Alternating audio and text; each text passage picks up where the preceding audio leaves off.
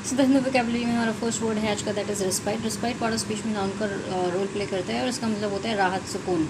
सो हम इसके लिए रिलीफ कह सकते हैं, रिपोज कह सकते हैं, रिलैक्सेशन कह सकते हैं, रेस्ट कह सकते हैं, ट्रैंक्विलिटी की स्पेलिंग गलत है, टी खा गई मैं।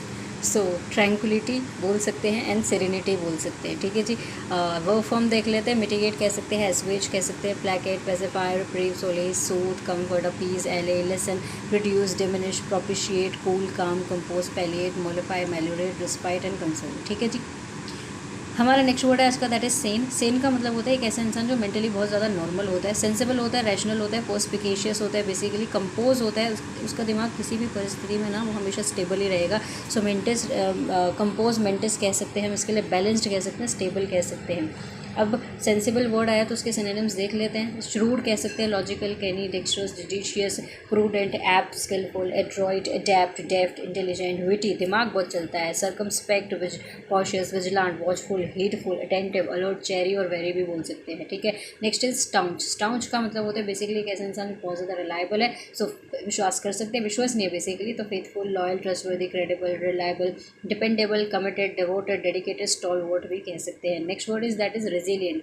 रेजिलिएंट का मतलब होता है बेसिकली आप बहुत ज़्यादा स्ट्रॉन्ग है, फ्लेक्सिबल है, क्विक रिकवर कर जाते हैं किसी भी बीमारी से, प्लायबल है किसी भी चीज़ से, इनफैक्ट नॉट बीमारी, किसी भी चीज़ से, प्लायबल कह सकते हैं, मेलेबल कह सकते हैं, मैनेजेबल, प्लायंट, ठीक है। Next is ट्राउंस्ड। ट्राउंस्ड का मतलब होता है बेसिकली धूल चटा दी, किसी को इतना हरा दिया, एकदम टू डिफीट कम्प्लीटली। सो एनीहिलेट कर दिया, एकदम सफाया कर दिया, पूरी तरीके से ऑब्लिटरेट कर दिया, सफाया कर दिया, खात्मा कर दिया, थ्रैश कह सकते हैं, bring to someone's their knees, घुटनों पे ले आए बेसिकली अब किसी को।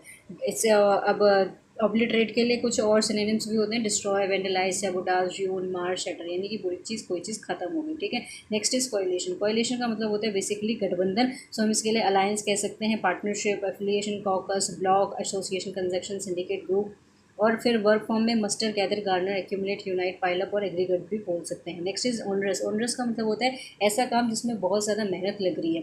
सो बर्डनसम कह सकते हैं, ट्रबलसम, हरक्यूलियन कह सकते हैं, टायरिंग, लेबोरियस, इंडस्ट्रियस, एंडेवर, एसिडुअस, सेड्यूलस, पेंसटेकिंग और exertion. Elbit exertion is a noun part of speech में, ठीक है। Next is scrambled. स्क्रैम्बल्ड के दो मतलब होते हैं बेसिकली, या तो आप ऊपर चढ़ रहे हो, चढ़ाई कह सकते हैं, या फिर किसी को बहुत ज़्यादा होड़ लग रखी है, जल्दी जल्दी करना है कोई चीज़, क्विकली कह सकते हैं, स्ट्रगल कर रहे हैं, हरी, स्करी, रश का, स्कटर और hasten. Next is insular. Insular का मतलब होता है एक ऐसा इंसान जो बहुत ज़्यादा नैरो माइंडेड होता है, सो लिमिटेड होता है, कन्वेंशनल होता है, रिस्ट्रिक्टेड होता है, डॉगमेटिक होता है, फैनेटिक होता है।